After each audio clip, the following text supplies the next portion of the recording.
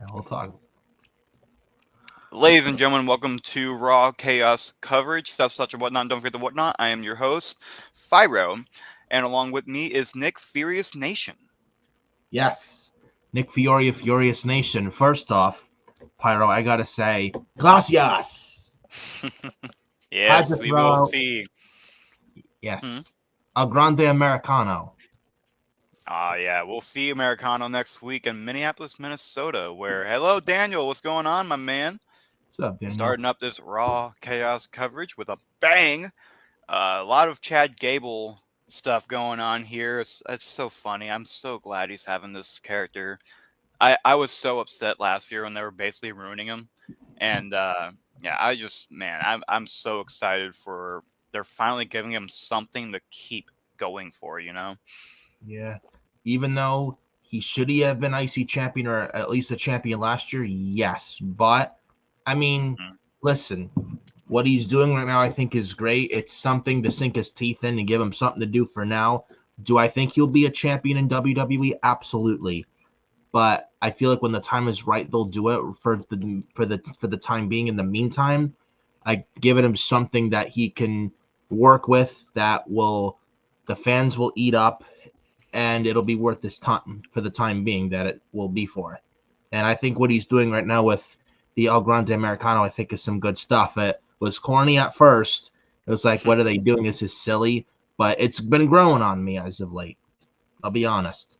Yeah, it reminds me of the Ruthless Aggression era, just how they were trying to do some, get out of the box a little bit, get creative, get a little comical. Yeah. You can have the serious stuff like Penta and Braun Breaker. You can have all the serious stuff with Yes. Rollins, Punk, and Reigns, which we'll get on that here in a little bit. But yeah, Yes. it's been all serious and no funny, and I think that this definitely and Chad Gable's the type of guy to do this too. I mean, you gotta give him something to play with, and if you don't give him to play with, then he's just going to be the serious a hole from Alpha Academy, and then yeah, I think this is a great change of direction for him. But Yeah. yeah, let's actually go ahead though. I really want to talk about the finally after waiting for 13 years, long years. CM Punk will be a WrestleMania main eventer. Nick, you predicted it. What are your thoughts on this one, my man?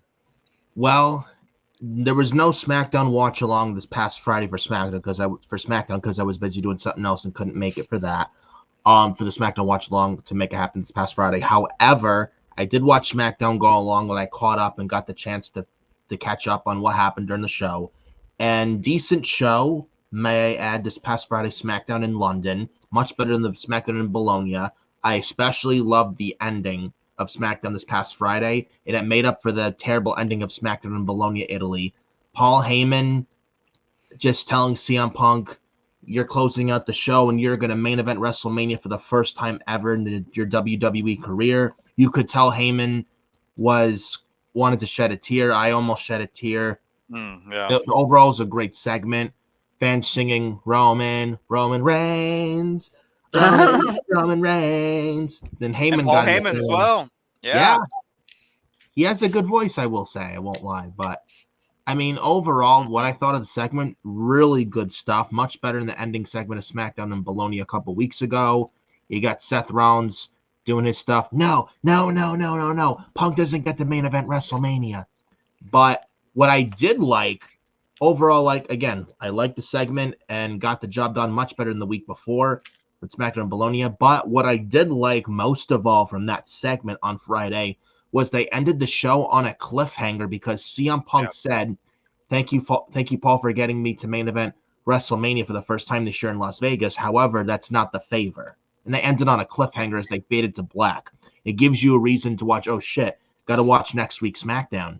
And the SmackDown this Friday is going to be in Punk's hometown, Chicago, in Chicago, Illinois, Allstate Arena. That should Yeah. hopefully be a decent show with Punk there. We got Ray Phoenix debuting on SmackDown Friday. I'm excited for that. Mm, And it's official. yeah, and man, listen, um, Punk Reigns Rollins main eventing night one. I'm not. I'm not mad about it. I know there was some fake outrage on social media. Oh, Io Sky, Rhea Ripley, Bianca Belair. Why are the women not main eventing? Their story has been built decently, and you're not having the women main event. Why are they not main eventing? How could you have them not main event? This is terrible creative. They should be in the main event. First of all, I understand, like, Io. Well, actually, it's like, first of all, like, why are you complaining? I could get it, but still, why are you complaining? Nothing against Io, Bianca, or Rhea, and their build has been decent, much better than the Charlotte and Tiffany build. However, Punk, Reigns, and Rollins, these are three big names. Punk, don't need to explain much why. Punk is a big star and a draw. Rollins, big name. Reigns, big name, held the WWE Universal Heavyweight Championship for about 4 years.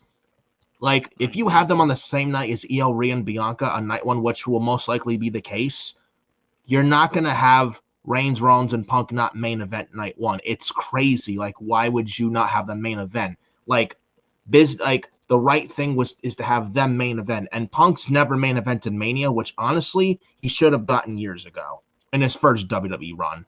Especially could have done it in 2012 with Punk vs. Jericho, or if not that, could have done it in 2013 involving with The Rock and Cena. No, absolutely, and I'm 100% on that too. Or even if they want to but use, there's no title on the line with Punk, Reigns, and Rollins. That's what they're thinking. Yep, that's what they're cares? thinking.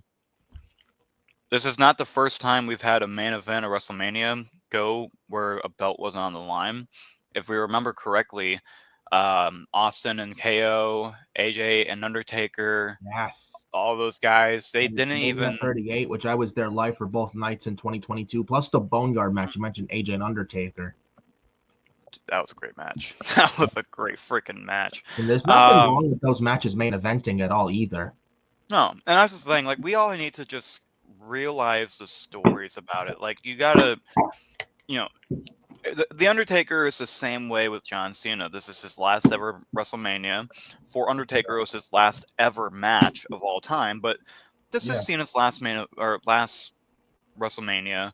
He's worked for the company for over 20 years. Yeah, he deserves the spot. Night too. Right. Cena's main eventing with night Rhea.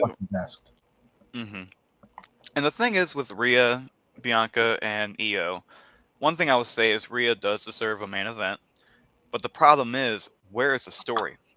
We have story with Cena and Rhodes, with The Rock, with their past history, with Cena trying to get the 17th title.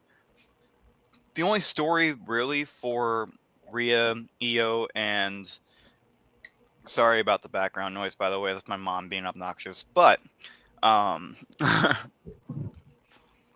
but the thing is, like, it's the story itself is not a draw.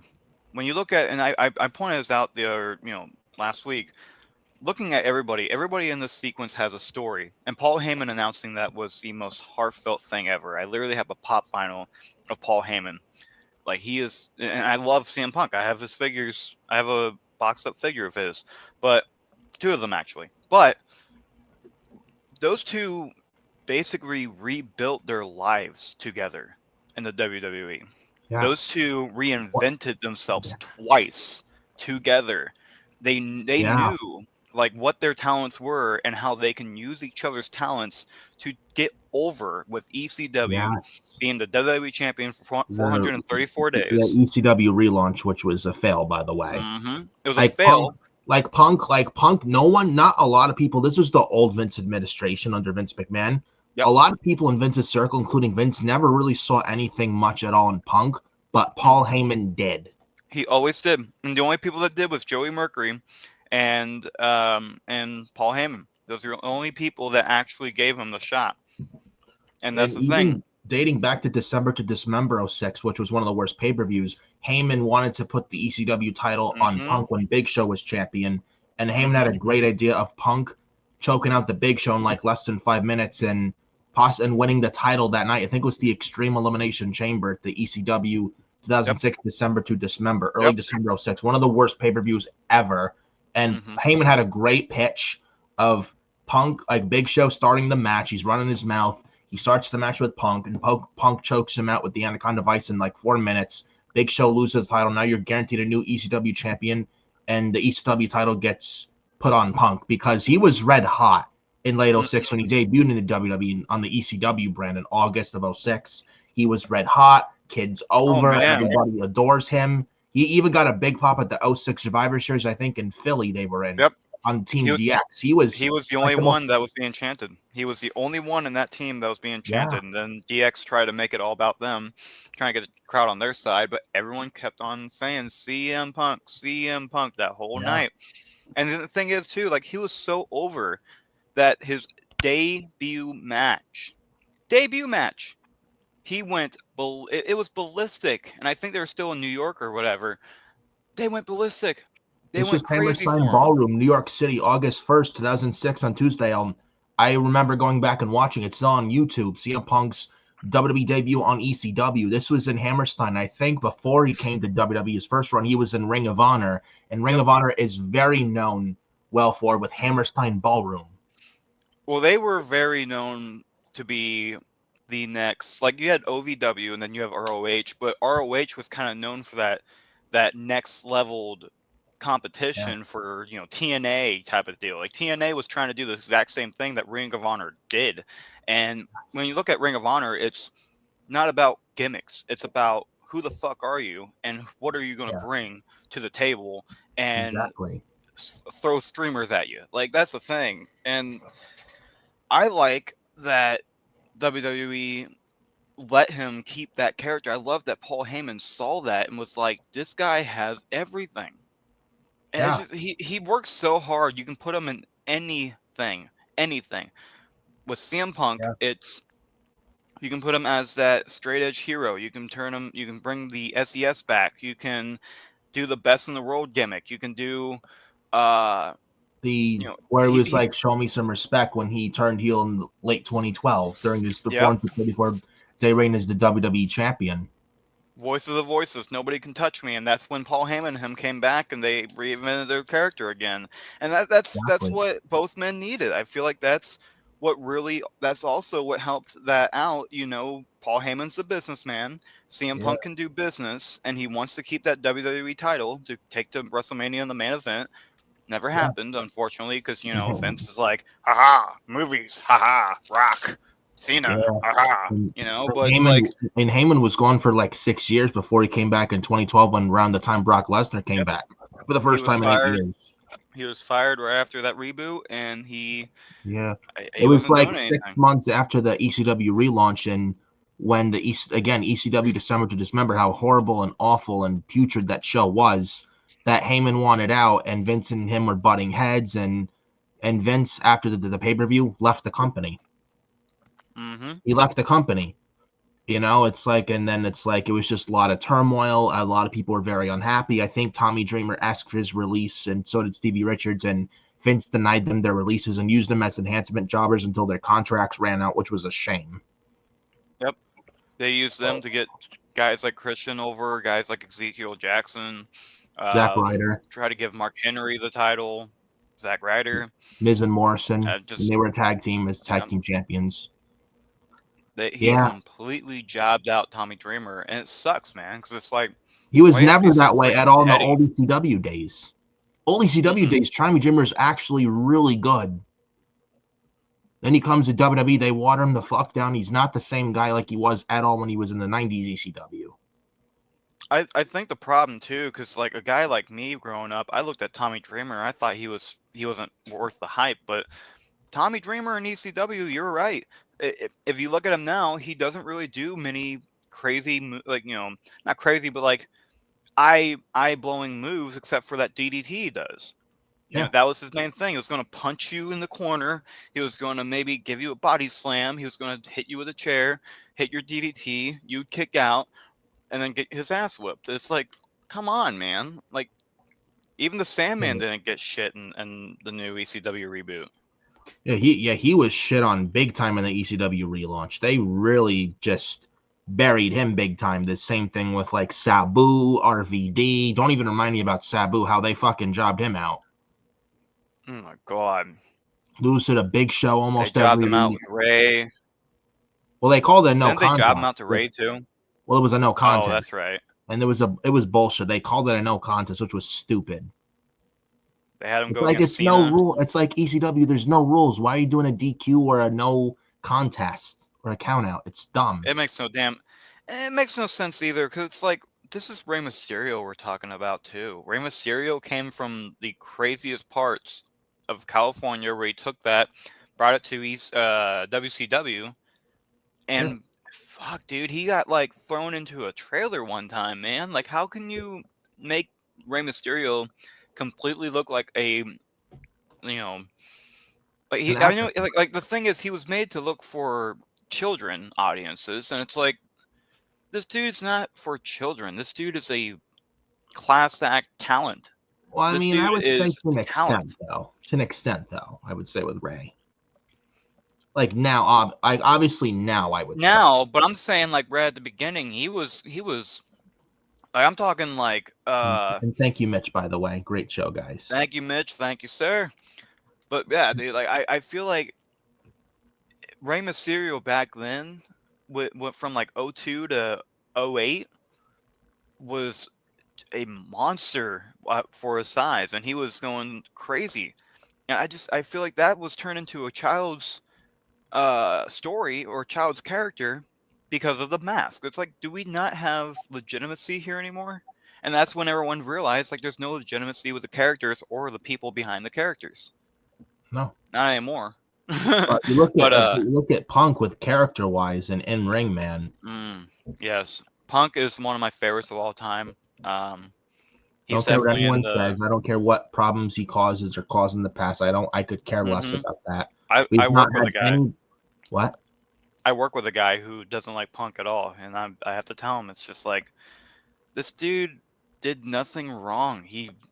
No. He's the most misunderstood person in the world, I feel like, you know? I feel like he wanted to help the AEW company, and I Mhm. feel a lot of people felt like when he left AEW, it didn't work out there the way he thought it would. And when he came back to the WWE in late 2023 at the Survivor Series War Games in Chicago, I feel like a lot of people expected what he did in AEW to happen the same thing in the WWE in the second run there. We've gotten no problems with him back.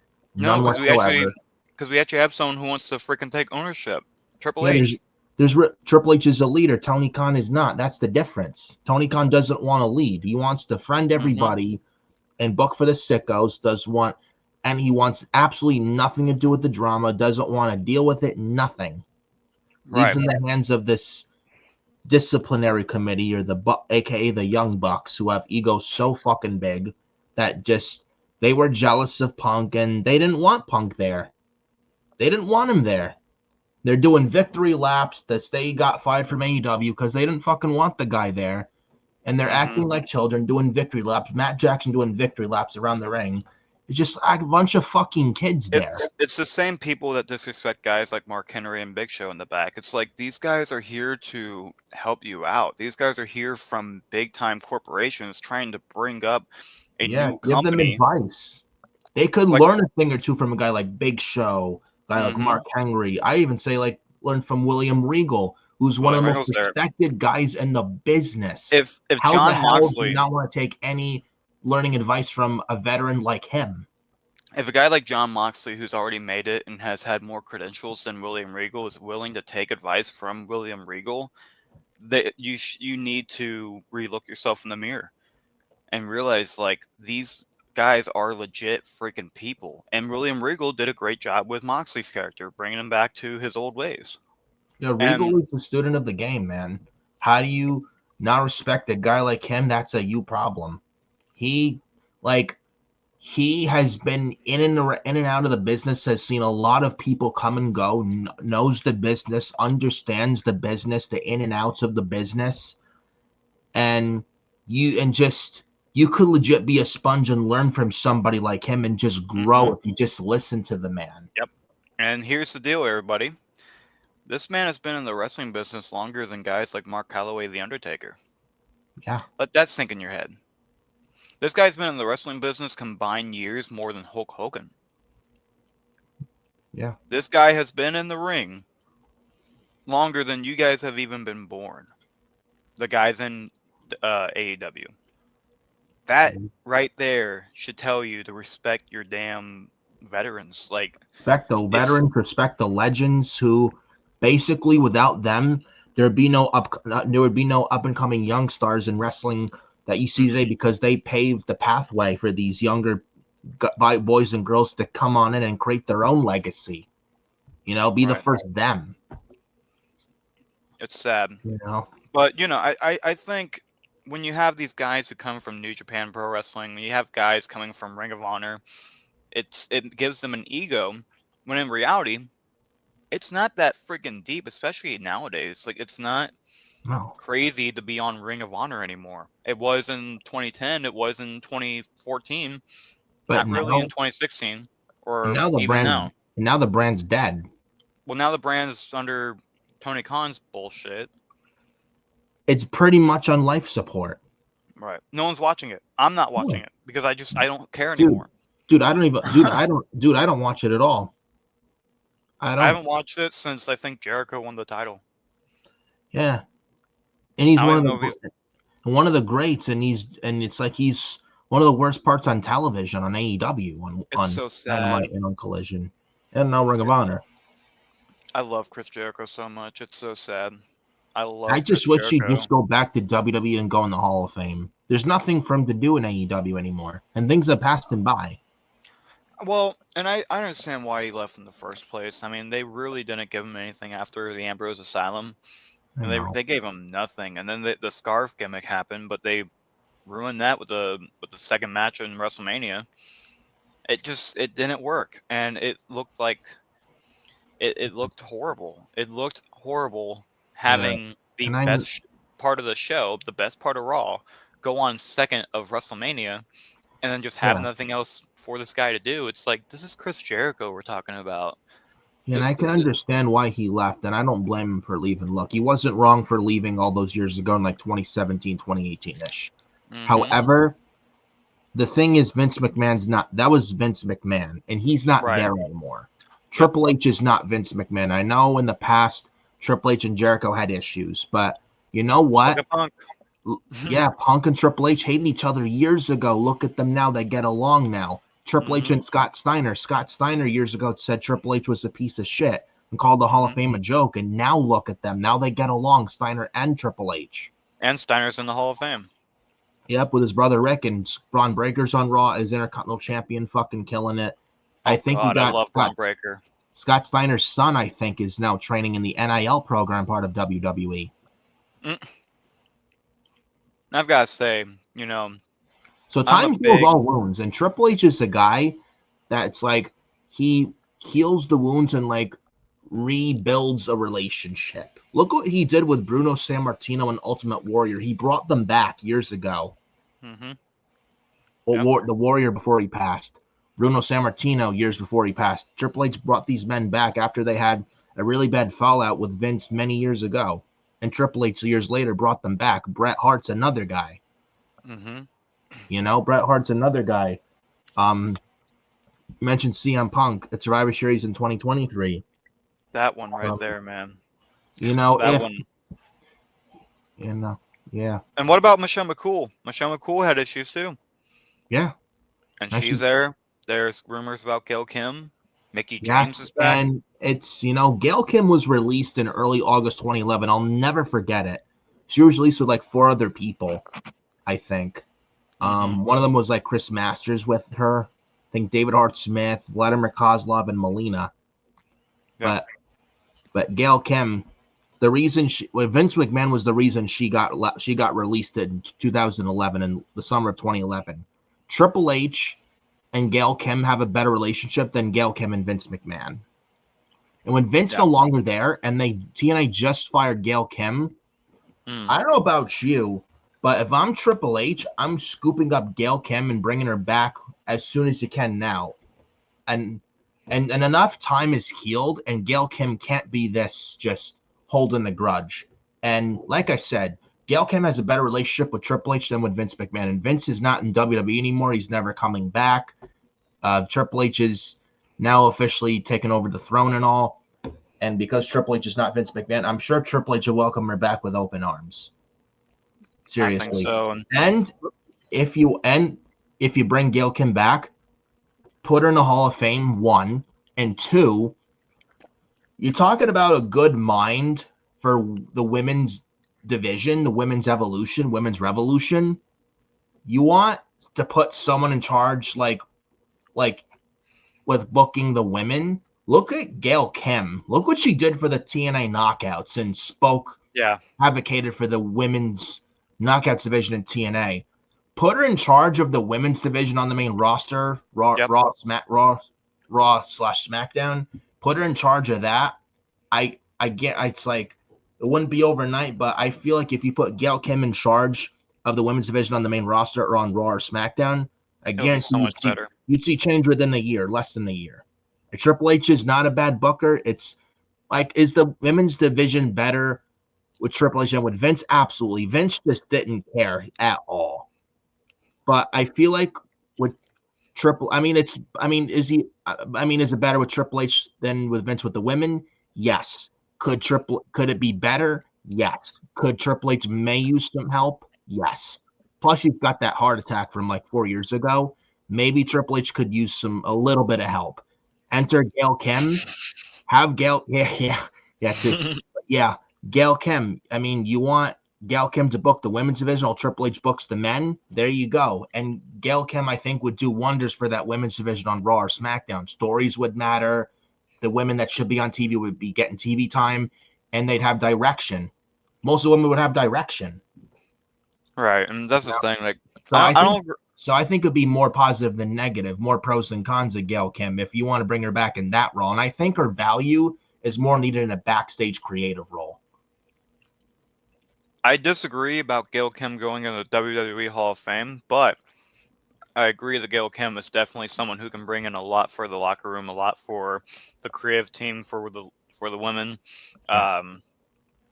I mean, what she did in TNA, and I'm so glad I got to see it live. Like when I was like I literally watched that stuff live as a kid, and it just was so good. But I don't think WWE wise she should be in there. But I believe she is a Hall of Famer with TNA, and it is more than deserved. It's so great. She did so much for that company, and no one can take that away from her. And she was loyal to that company for so many years, and you just let her go.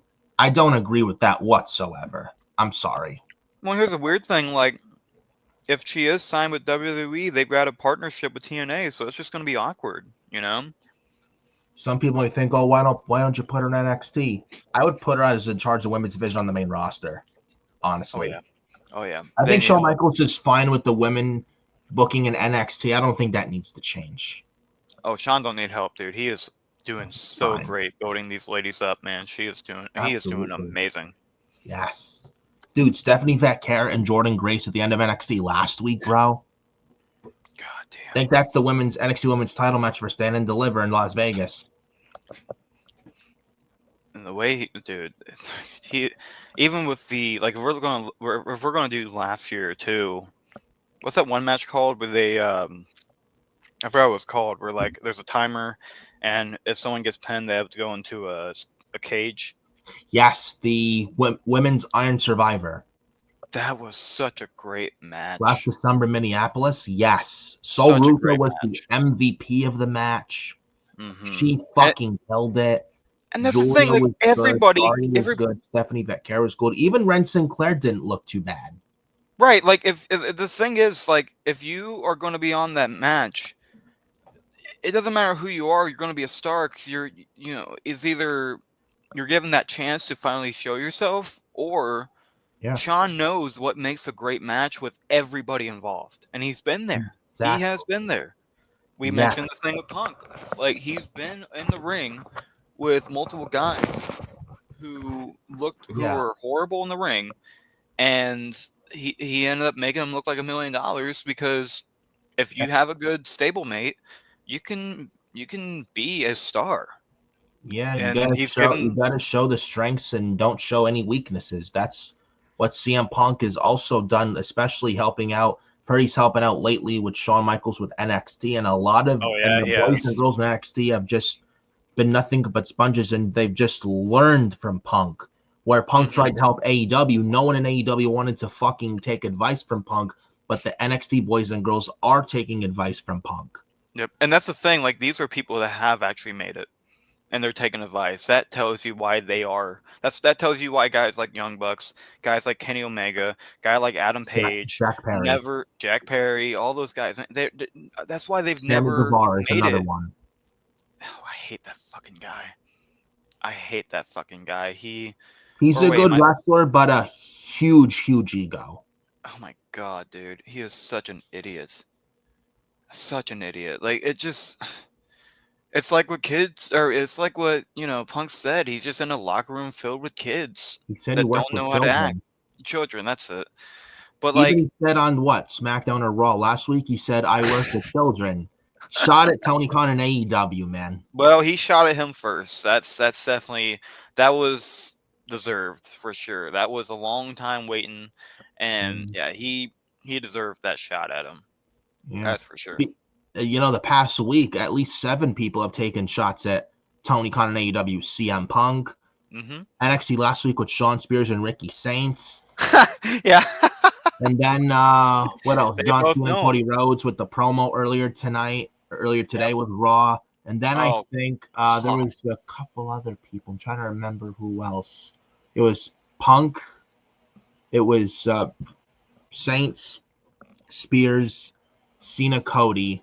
Then I'm trying to remember who else. There was 2 other people. So I couldn't remember off the top of my head. But they were throwing shots at Tony Khan in AEW. Well, I can see that happening. It's just AEW is continuing going down, and I don't see them being a strong company, at least in a year span. In a year span, I don't know what's happening to the company, but there's less and less. They have Ray Phoenix debuting on SmackDown Friday. I am looking forward to that, and I can't wait to see Ray Phoenix just stick it to Tony and AEW. And it's funny because all these guys that goes, it's like, oh, I can't wait to see Tony Khan tweet this out, or don't be shocked if he comes out on Collision or Dynamite. Let me introduce to you the greatest luchador of all luchadors, Hologram. I don't want to give Tony ideas, but I wouldn't be surprised if he does that out of pettiness to retaliate against Ray Phoenix. Yeah, like do some shit that WCW did with that 7 gimmick. Oh my god. Or have Edge or someone give a rah-rah speech. AEW's were the best wrestle. Rated R Superstar Cope. Oh my god. Dude, it's funny. Why? And that's the thing, man. Like, there's a difference. Oh, how could you hate on AEW, guys? Look at Mox and Cope with the nails in Mox's back. Yeah, it looked like fucking CZW. There's a reason why that company is no longer a company. I think it's cool. Violence, don't get me wrong, but you don't need to resort to that to get a reaction. And I don't know. Ratings. It feels very indie-esque. I don't know if that was on purpose, though. I do wonder if that was an actual, because even Moxley was heard saying, go do the spot.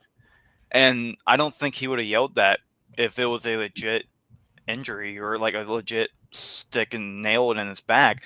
That could have been a real thing that happened to him. This would have never happened. This would never, ever happen in WWE. No, because they're more careful. That's the difference.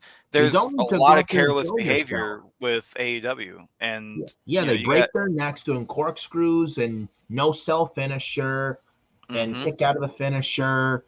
Bryan Danielson, or like no sell kick out, no sell kick out. There's very big lack of in-ring psychology. There's no substance. Like it's just a match, no story. They're and they end in a small package. It's like, let me drop someone pile driver, no sell kick out, and just drop my opponent on my head, do a corkscrew 630 senton, break my neck and paralyze myself. Right. It's like you don't need to do that to get a reaction because you can't get any interest in your AEW product whatsoever.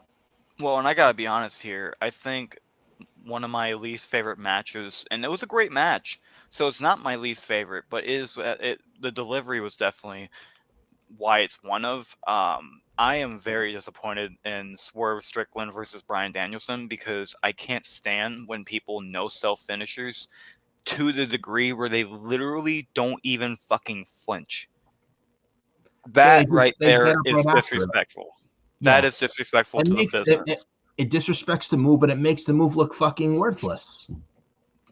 It just I found it very disrespectful how they did that, and I don't know of whose idea it was. And I love Bryan Danielson, but even if it was his idea, you you did no justice for the business at all. You did no justice for the business, for the sport of pro wrestling. You did nothing to support the match itself because we've already seen the false hope before. Yeah. That's I think we had a false hope 3 times in that match. How many false hopes do we need to know that, oh, Bryan Danielson, and oh, last match, wait, oh, he's gonna get a kick out, or like, oh, and there's a knee, running knee, or a rebel lock, whatever the hell he's calling it nowadays, and it's oh no, a kick out, rope break, oh my god, and then he just, or he's like how do you do it, that or whatever the Yeah. fuck, but he just brushed it off, or like, yeah, I think that's what he did. He did that, Yeah. brush it off. But it's like, you piece of fuck. That is the most disrespectful thing you can do in the entire business. Is no sell a finisher like that. Because now you're making everybody else weak who's taken that finisher, and you've taken finishers away from people doing that. I thought that was the stupidest shit ever. Yeah, like God dude, look at the damn. fucking package pile driver that Kevin Owens did to Orton months ago. Now he's come back months later. That's how you make the move look Mm-hmm. good the way it should be. You That's the don't difference. yeah, knowing there's no in-ring psychology in AEW, but there is in-ring psychology in WWE. It's very And Vince-like. that is why AEW is struggling. It's basically Tony Khan doing what Vince used to do. Do your favorites, make your money for what you can, and Play with the toys that he'll yeah, get play. bored of after 3 weeks and put them away in the big toy chest. He's Yeah, basically a 10-year-old child playing with his fucking action figures. That's all that's Tony what. Khan is doing. Well, that's what SmackDown is right now. But they did good. SmackDown did freaking phenomenal this week. My rant worked apparently because they made SmackDown say, "Hey, we're Hopefully gonna they prove you keep wrong it and be up. great." Yeah, hopefully they keep it up. Or put Gail Kim writer for SmackDown. Have her replace fucking Road Dogg. Or put me in Yes. SmackDown. Anyone's better than Road Dogg. Anyone, including And that Pyro. anyone is me. Yes. But I enjoyed the segment, Punk, Reigns, and Rollins. They deserve the main event of night one. Even though there's no title line, who cares? The story is there and it makes sense. Mm-hmm. And I would say Punk wins that match at WrestleMania on night one. I'd have him pin Rollins. Punk wins. Heyman leaves WrestleMania with CM Punk. You have Cena win the belt from Cody night two. And I'm building Cena and Punk for the title towards the summer of this year. I know you mentioned Money in the Bank. I mentioned this to Mitch early today in the Raw watch along.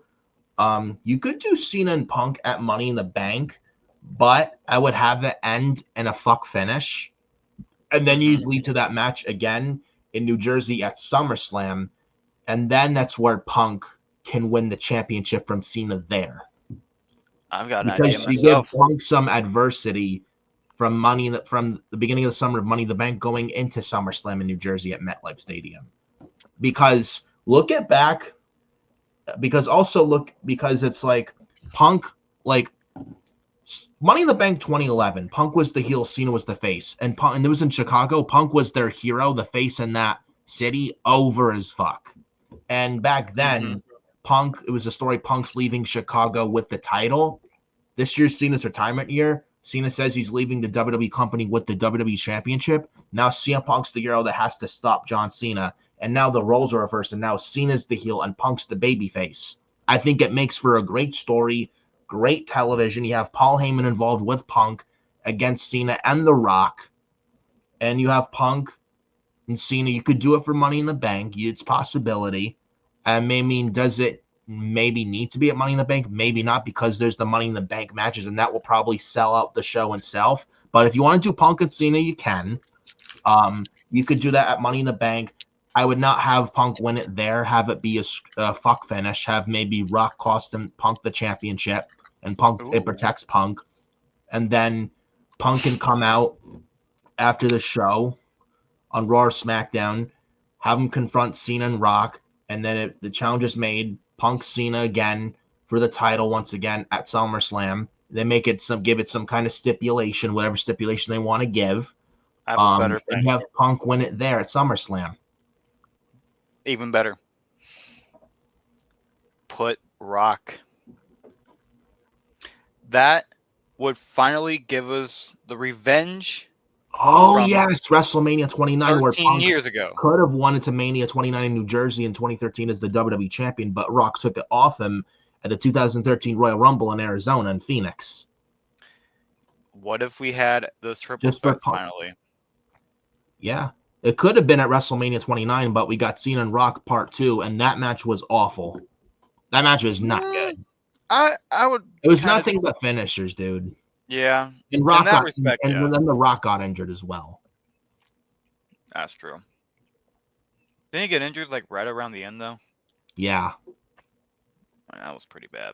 But I mean, the match itself wasn't too bad though. I mean, their first match was definitely better, but that's going to happen with second matches. Is like you've used everything in the first match. It's why Shawn and Taker 2 wasn't as good as 25. Yeah. And so, yeah, I see what you're saying there, but I definitely see it as a pretty solid match. It wasn't main event though, that's for sure. Yeah, I'll probably say that, but that's how I'm booking it. Could do Punk and Cena Money in the Bank to do the rematch at SummerSlam, and Punk wins the championship there. And have the Summer of Punk. It ends the summer this year, or on late part of the summer this year. Punk is the WWE champion. We may even get a draft this year. And I know Reigns is SmackDown, Punk, Rollins, or Raw. They may move Roman to Raw because of Netflix deal. Maybe move him for Punk. And I think with Cody and Cena, I mean, I can't see. I mean, I know Cody's technically from SmackDown as WWE champion. I can't see if they do a draft this year after WrestleMania, Pyro. I can't. Maybe they don't switch titles this year. Maybe in the future after this year, but maybe not this year. And if that's the case, and if you're going to do Punk and Cena, because I think since the WWE title is SmackDown property and Cena wins it, you have to be mostly with SmackDown. And if they do Punk and Cena at SummerSlam or the summer this year, maybe they move Roman to Raw and Punk to SmackDown. Well, that's why I think the first contender is going to be Orton. Yeah. Because Orton's a SmackDown guy. So that'll give us some time to really do it until the shakeup happens. For the draft, yeah. Yeah. Which SmackDown could honestly use. Oh, God damn, could they ever? Yeah. They got so screwed last year. They got shafted fucking big time last year's draft, man. And I was there. I was there for one of them. Wow. I understand Raw was going to Netflix, and you got to make Raw look really good going into the Netflix era. But, I mean, you can't do SmackDown dirty like that. No. Like, you got to throw them some bones and stuff. Like, I mean, talented roster they have, yes, but it's a lot of mid-card guys who are not ready to carry the show yet. Right. You know? Like, Pretty Deadly, who wants to see them? You know? Oh, we had a big thing about that last week. Yeah. But, yeah. Those are my thoughts on Punk, Reigns, and Rollins from Friday. And we're going to get Punk in Chicago Friday as well for SmackDown also. We get Rollins appearing on Raw next week in Minneapolis. They advertised that for Raw next week, along with Lyra Valkyria and Bayley for the Women's Intercontinental title, as well as El Grande Americano appearing next week on Raw in Minneapolis as well. There you go. Bringing up Raw tonight, we started the show off with John Cena and Cody Rhodes. Yep. Cena's. I really liked what they said, and they cooked each other. I like that things are starting to progress with it too. It's not just all talk. We finally got an attack, and it was finally Cody that got the upper hand.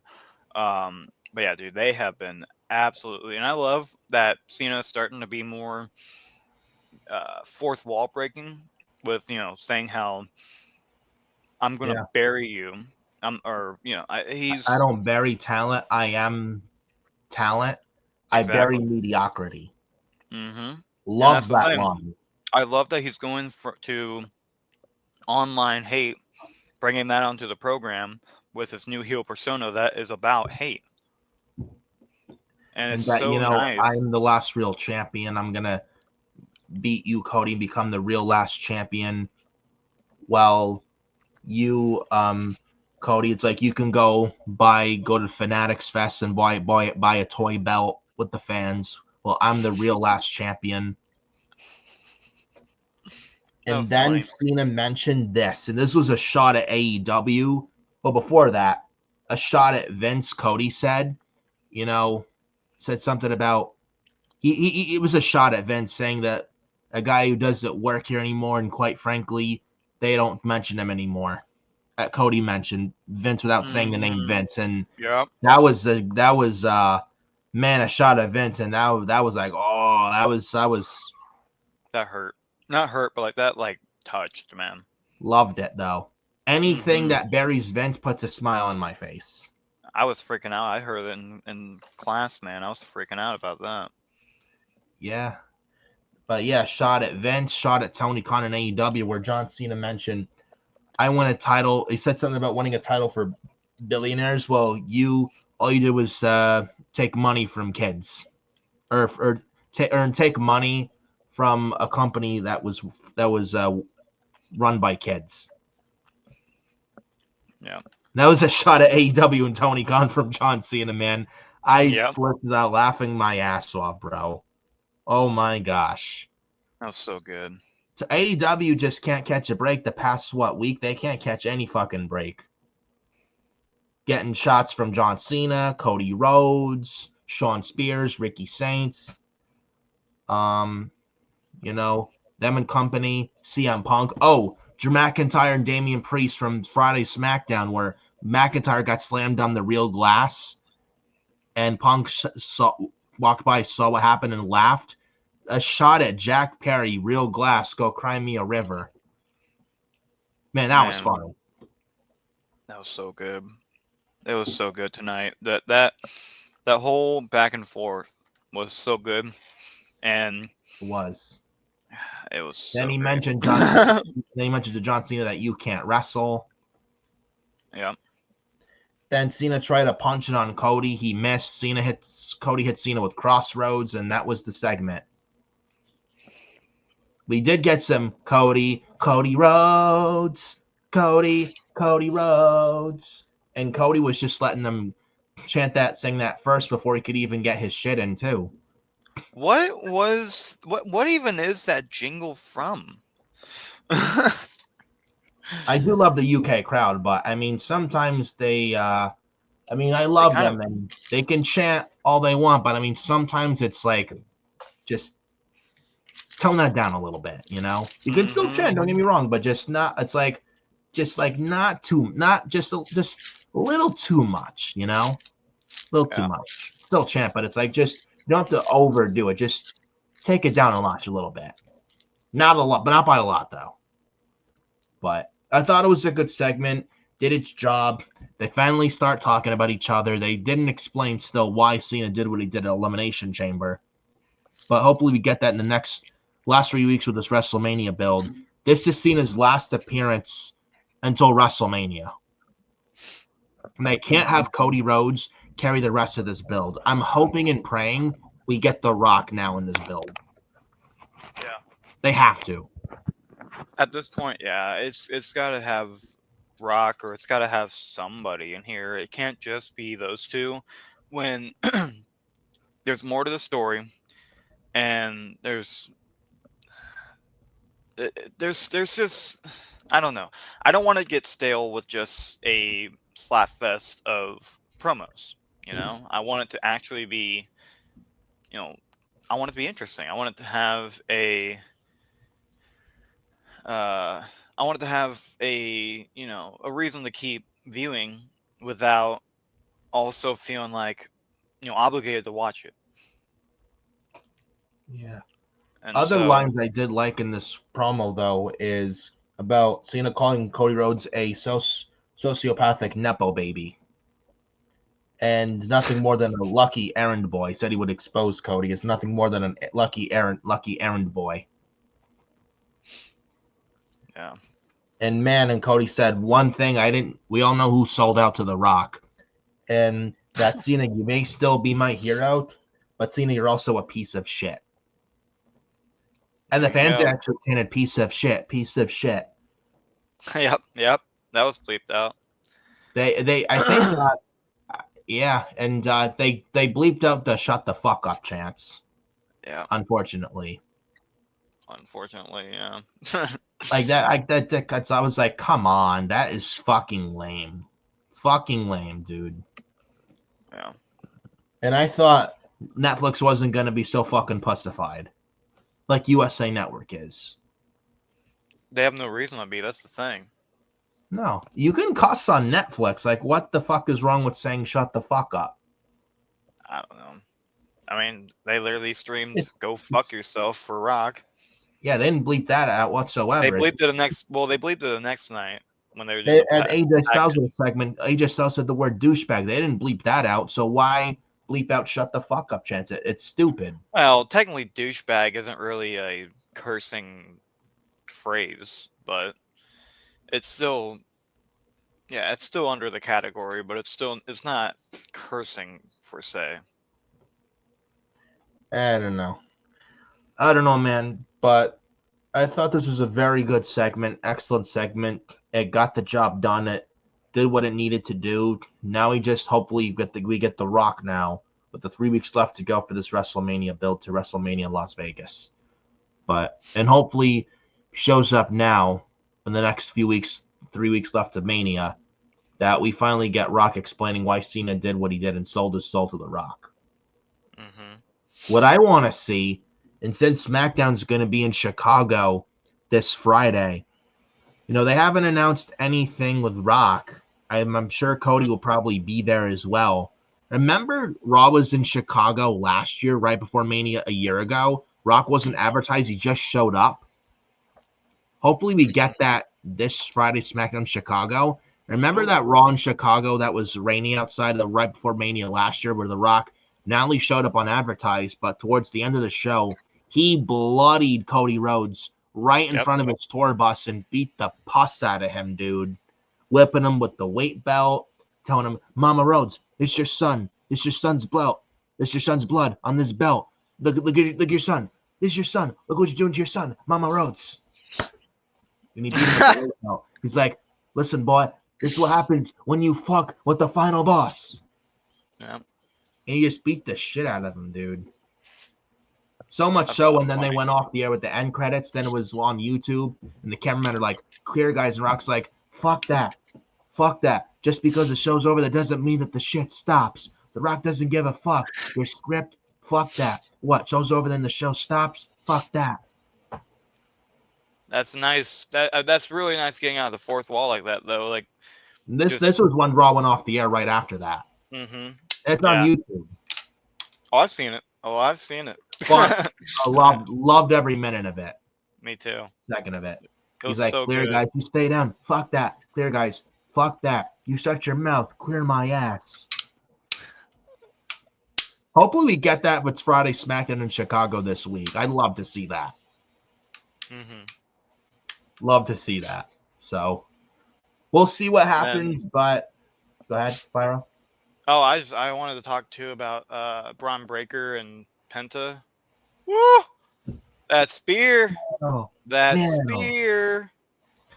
He Penta accidentally got cost hit. his own teammate and himself the match, but I don't know about you. I know Mitch said we're going to get a fatal four-way with all these four men for the IC title involved at WrestleMania. I hope that's not the case because we don't need a lot of multi-man matches for WrestleMania. It's just lazy writing and lazy booking. I agree. What I would do is Balor and Dominic one-on-one, Penta Breaker one-on-one for the IC title. No. Is what I would do. No. No. Switch that. I want to have Finn and Dominic break up yet. Not yet. way too early. I would have Penta versus Dominic, and I would have Finn versus Breaker. Well, Give, we did have that match a few weeks ago when Breaker and Balor lost. yeah, but we've also had 1,000 Gunther and Jey Uso matches. Yeah, but it's like they've had story though. Eh, We have I three still, weeks. I would, I would We have rather, 3 weeks left to go too for WrestleMania. I would rather let at least have Finn Balor have his moment. He hasn't really had a real WrestleMania moment. I mean, he's had great matches, but like, what's his WrestleMania moment? He lost against Edge in the Hell in a Cell. He lost in the Intercontinental title match. He never got a Universal Championship match ever since, and not in Mania. And the rest have just been regular matches. The dude deserves a WrestleMania moment. Yeah. And I think Well, if he gets it with Breaker, and they're taunting it anyways, I think it should definitely be a match for the IC title. Finn gets the win, and they keep that going. That same program going. Then you can do the face turn for Dominic, because then Finn Balor would for turn Balor, into, huh? I think Balor goes face. I think it's Dominic. I think because Finn Balor has been the one saying, "It's me, I've won it." I think it's going to turn into a spoiled brat moment. I think it's going to be like a Triple H Batista moment. I don't know, man. I Because who went? Because Dominic and Liv Morgan have been kind of talking shit behind Balor's back, like when, especially early in the show, where Balor said, "I won for our team and I won." Then and after Balor left, then Dominic's like, "You know what? I'm gonna advocate myself for a match with Braun Breaker for the IC title because Finn had his shot and he lost." So basically talking shit behind Balor's back. So I could probably see if they do Dominic and Breaker either next week or the week after, or maybe they do Penta and Balor next week. Penta wins, but they have something where Dominic maybe attacks Balor. I don't know, but Either I don't way, I know. feel like it's going to be a Batista Triple H situation where one of the two are going to be arrogant idiots. They're going to be jealous of each other, and then it's either going to be a jealousy thing or an arrogance kind of thing. But one of them will definitely turn on each other after Mania. It's got to be after Mania. Maybe with that hot Vegas crowd, maybe they're saving it for that. Who knows? Well, But and I just think it could work for the IC title picture too, because if you have Dominic versus Finn Balor, put the title on the line. I think that would be great. We never got Finn versus Damian Priest for the world title. We never got, we never got that moment where it was, there was a purpose behind it, and that purpose was truly never really fought for, and it ended up just being some kind of grudge match at the, what was it, the second Raw of the Netflix, and or was it the first one? I forgot, the second but one. second, because then that was Punk and Seth for the first one. Then the main event for the second week would have been Damian and Finn. But I feel like it's got to have something on the line. It has to. It can't just be a petty one-on-one type of dark match scenario. It's got to be a.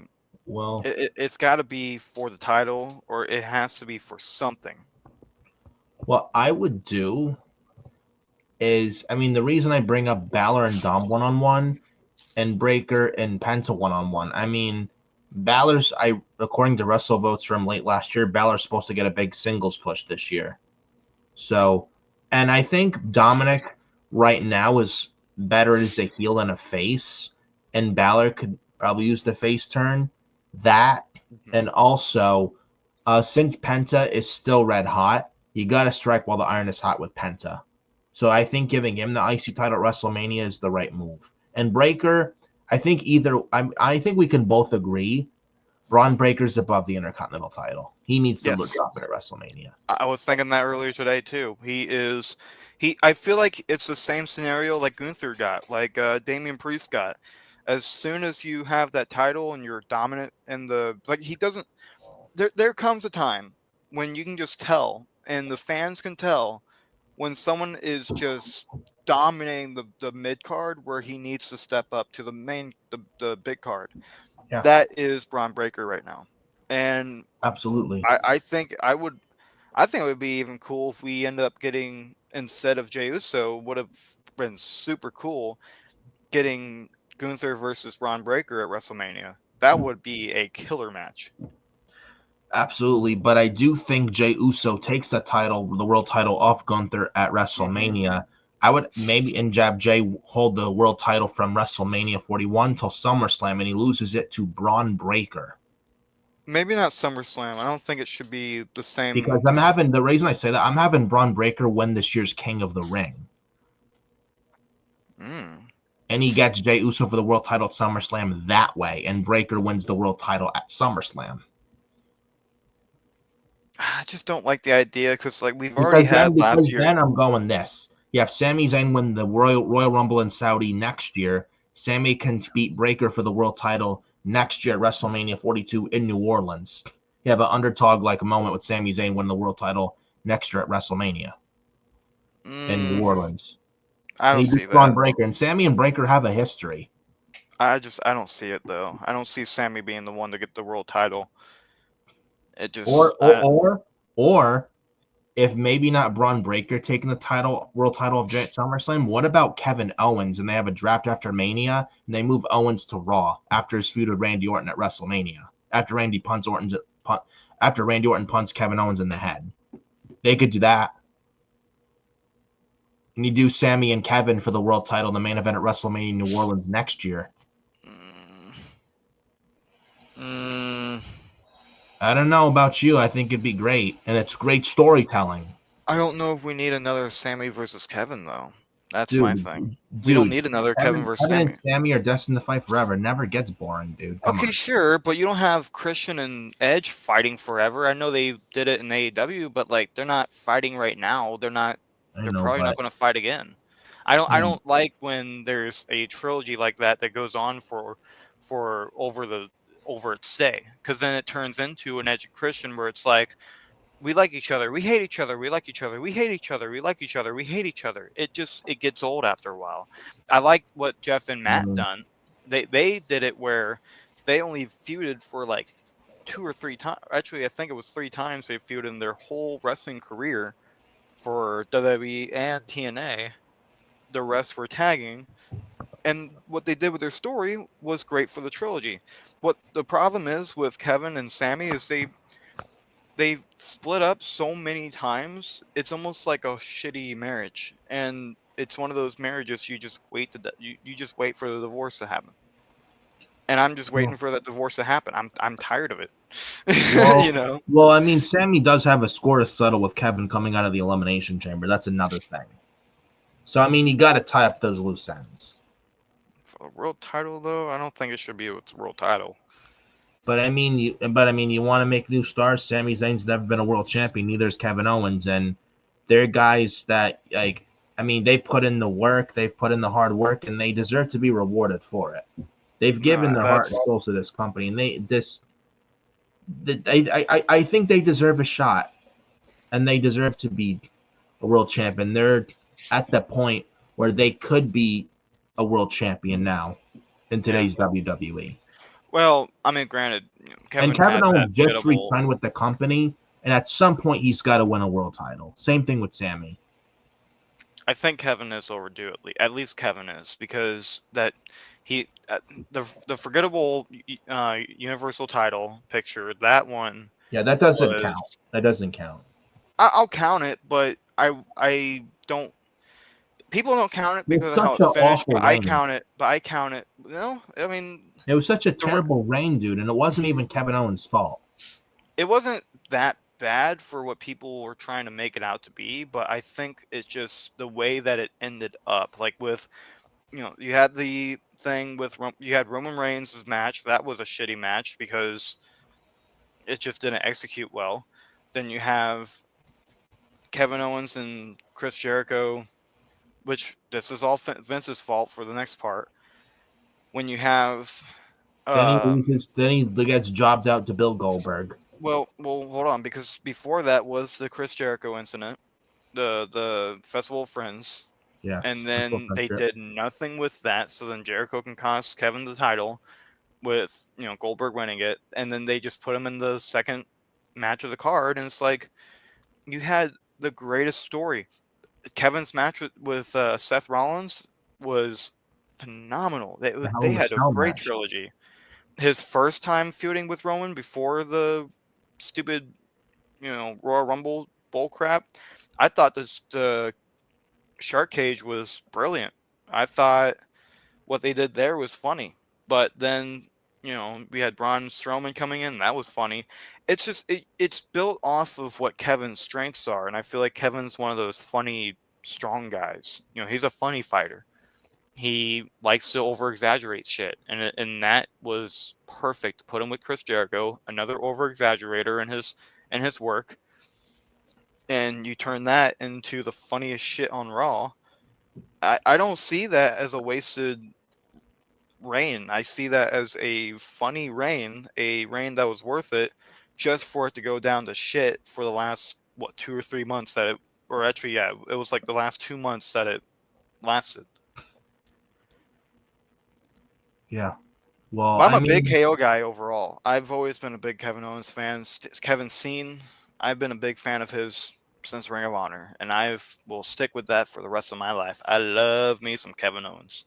but it's like will say at some point he's got to win the world title.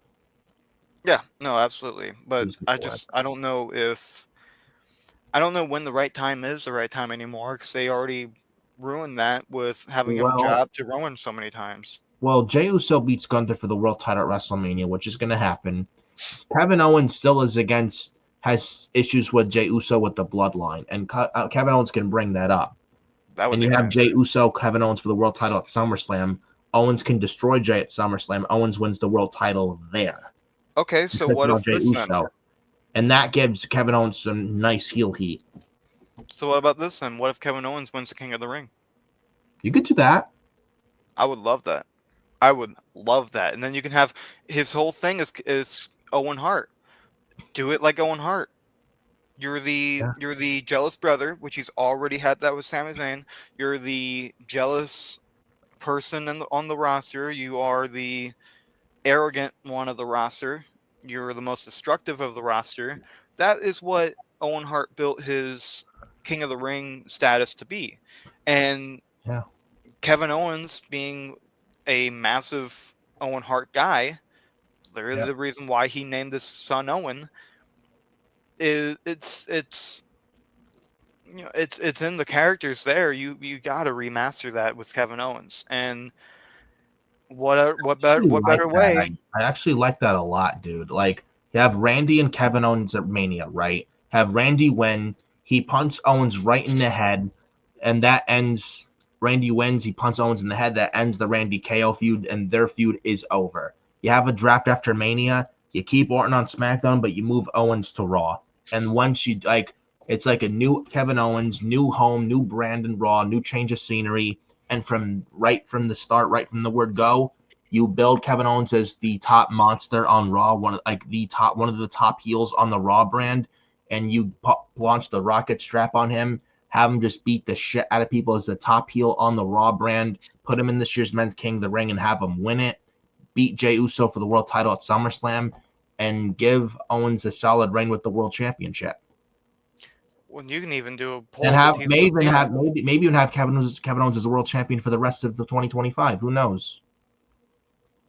Well, I think you can even create like a Batista John Cena moment where there's a special opponent. There's a hidden opponent for the King of the Ring tournament, and Randy Orton is so close to finally being King of the Ring, finally winning the King of the Ring like he wanted to do last year.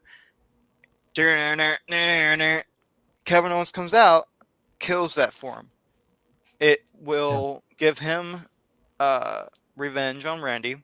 It will then clear him for Jey yeah, Uso, win the title. If you want to do it SummerSlam, then there you go. I don't like yeah. the idea of constant title changes like that at SummerSlam because then at this point we're just able to predict that SummerSlam you're losing your title. every time. But I mean, Jey Uso's not meant to be a long-term world champion, though. Absolutely not. I was shocked he even won the Rumble. I don't think I it's a don't. I bad don't. move, though. But I mean, he's over, and I mean, hey, it's even if it's for world for 4 months, it's a decent title reign for Jey Uso, and he loses it to a Sure. very credible guy in Kevin Owens. I don't think you could get better than losing to a credible guy like Kevin Owens. He's one of the most legit guys on the roster. Yeah. And he's good at what he does. You know, there's no shame in losing to Owens, and Jay will be just fine if he loses to Owens. Oh yeah. I, Hey, I I can may, agree with that. maybe even who knows? Maybe you get even Kevin Owens and Randy Orton in this year's King of the Ring finals, But that's what I'm saying. and That's what Owens I'm gets talking his about. revenge from his loss at Mania and wins and beats Orton this time at the King of the Ring. Hmm. Could do that, you know. But moving on to the next part of Raw after the Cena Cody segment, the New Day are in action, and their opponents are the New Catch Republic of Pete Dunne and Tyler Bate, who was back from injury. He was injured in the spring of last year, right after he got drafted to Raw with last year's draft, and he got hurt, and he was out for the rest of 2024, and now he's back. And the New Catch Republic is back together. They lose to the New Day, however, and Yeah. the New Day then declares a challenge for the War Raiders for the World Tag Team titles. That's amazing. That's gonna be fun. I honestly did not think the New Day could be heels again. I didn't think Kofi knew how to. I didn't think Kofi could be a heel again. I think they have been really good about their character lately, and they're not super flashy like they were before. They're calm. They're collective. They are just looking to kick ass and walk out. And that's the thing. Kofi's doing really good about just sticking to his thing. And then you have Xavier Woods, who is really playing the aggressive heel really well. He was aggressive in that match. Heel aggressive. Hey, I am all for it. That dude, if that's his thing, man, he is doing a great job at being heel. Um, and I just think that was overall that was a pretty fun match. Um, and I think, dude, War Raiders. I love the War Raiders. I love them so much. And the New Day being their opponents, you can't get any better than that. This is going to be a fun Raw coming up. Do you think the New Day, well, a couple things. Do you think the New Day takes the titles off the War Raiders? And do you think we get this World Tag Team title match on Raw maybe the next couple weeks? Or do we get this at WrestleMania? No, I don't. And I think I don't know if Triple H wants to do another ladder match. I think that would actually be a pretty interesting Yeah, and tradition since they you don't want too many matches on the card just for the sake of stacking the card. right, and you don't want to put tag teams upon tag teams upon tag teams. I like the idea where if you have deserving tag teams, put them all together. It's the same thing they did in the Attitude Era. When you had 4 tag teams, put them all in one match, see who wins the title or see who wins whatever the frick they're fighting for. But when you have, when you have New Day, you've got Tyler Bate and Pete Dunne. You've got War Raiders, Judgment Day. There are names that you can put on that WrestleMania card for a ladder match or even just for a multi-team match for the titles. SmackDown don't need it. They don't have tag teams worth shit anyways. And Well, they're they not got using DIY, they got the Guns, they got the Street Profits. they're Them not I using could them. see have a multi-man match, though. They're not using them though. I mean that's the only team that's But I worth a could damn see, from the Royal Rumble, and they're not even using those 3. well, I mean, they've been feuding for months, and I could see them in like the ladder match, like you would say. That would be cool. I would love to see Motor Machine Guns in a ladder match at least. That would be pretty That cool. that I could picture for WrestleMania for the tag Th- team titles on SmackDown, as far as that's concerned. though that would be twice now for DIY, 2 years in a row. So I don't know if that would be good for their morale, but it would still be a good moment for them to have another ladder match. You It's like, maybe add Los Garza, maybe add Pretty Deadly, mm-hmm. because Yeah, they've also been feuding with those 3 other teams as well. they're really trying to. They're really trying with those guys, man. They really are. I mean, they're trying so hard to pump them up, and I know they were big in the European tour, but um, I don't know. That's a And maybe you hometown don't have thing. Pretty Deadly on the card. I don't think they need to. I don't think Pretty Deadly needs to be on the card at all. And I feel like they're turning face, which is just I really don't buy awkward. it. I don't buy It's it at just all. it's weird. I don't know why they're having a heel versus heel team on SmackDown just for the idea of a hometown hero. That doesn't work. That's just filler, which is the same shit that's been going on forever. Well, uh, well, I, I'll be honest, but I will say this though for the War Raiders and the New Day. The War Raiders love them, but I mean, maybe the past couple weeks not getting a reaction, but the New Day and the War Raiders, who I think should win with the World Tag Team titles on the line. I don't know about you. The New Day have been like they've been good in ring wise, but I mean like ever since the Big E, then when they turned on Big E in December last year, I know Big E is not cleared right now to wrestle at all, but I feel like the New Day needs something. mhm. They And need something. no, I agree, and I think that's what they're I trying to don't know build if giving for. them the But World Tag Team titles is the right idea. no, I don't think And I don't and think they've they been need it. champions before so many fucking times. They don't need it.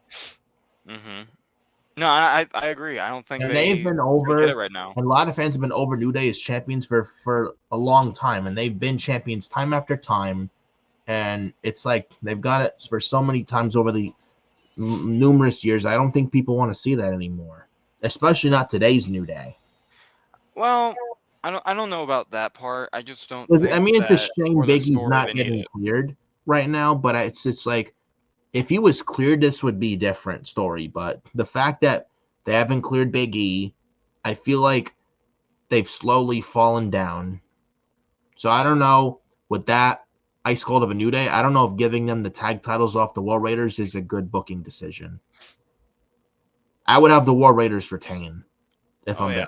being Well, and honest. if you want to build talent, if you want to build tag teams, you got to keep building the tag team you're building off of. You got to build War Raiders to be this undestructible force. The New Day are, it wouldn't make sense story wise for the New Day to win anyways. It wouldn't be good for the story when there hasn't been a story since December, and when you have the War Raiders who are there all the time and they're always defending the titles or they're always doing a backstage promo or segment, you have to keep building a team that you are still building on, that you have been building up with. And that's going to go into WrestleMania. Who wins that match? I have no idea. That can go up in the air. But for now, definitely treat them like the biggest thing you've ever seen in your life. Yeah. But I will say that with also New Catch Republic, Tyler Bates back from injury. Pete Dunne go in 2024 when he was on his own when Tyler Bate was injured, actually did pretty well for himself when he wrestled Sheamus and their feud throughout hmm throughout 2024. Adam Carl says, "Hi guys, what's up, Adam What's Carl? good, Adam? What's good, man? My buddy from with here on the YouTube with the Forbidden Podcast, part of Furious Nation Mm, Hardcore Sports. Episode 1 talked about WrestleMania moments and shit. We fucking killed it. After this live stream, definitely go check that out as well. Highly recommend it. Um, yes. we have the second episode of the Forbidden Podcast coming up either April the 12th or April the 26th. So look out for one of those dates.